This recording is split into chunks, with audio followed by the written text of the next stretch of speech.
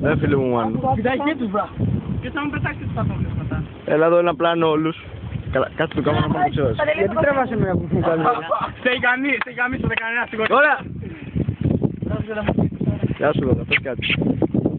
Δεν λέω τίποτα, πηδά τώρα. Λοιπόν, όχι η κάμερα. Εγώ. Οι γυναίκες παρακαλώ πολύ. Αν διαφορώ. Τώρα. Οι γυναίκες, Βασίλη, κύριε. Μη! Ναι, ο Βασίλης προηγείται γιατί... Προσέχτε, ζε! Ηρακλή, μην κάνεις θα φάω κεφάλι, κατευθείαν, είναι σίγουρο. Λοιπόν, παρακαλώ προσοχή. Καλά τη Δώρα δεν τραβάμε, εντάξει. Θέλω να ζουμάρετε πάνω μου. Οκ, Δώρα, μη φοβάσαι, κοίτα εδώ. Δεν με τραβάει. Συγγνώμη, το ξέχασα. Θέλω το γενάρι που πάμε. Τώρα πέσε. Πέσε Δώρα. Με το 1. Με το 3, έλα, πέσε. Με το 2 θα πας μπουνιά. Και με το 3 πέσει. Ξέρεις να τραβήξω. Σε τράβηξα, μην φοβάσαι. Πάμε. Καλά, αφού μου δείξει εδώ, θα δείξουμε. Άντε ρε.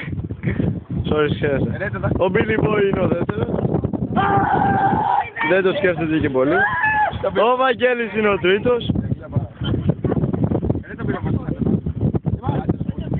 Πάμε. Πάμε. Με τραβάς. Σε τραβώ. Στο μάνιμα. Πώς πέτυχες το πούστης. Ο Ηρακλής ο επόμενος.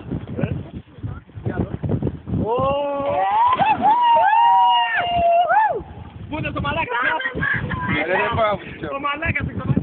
Λοιπόν, αφού έφτασες εδώ, Κάνε προσφύση. Έλα πάνω. μαλάκα.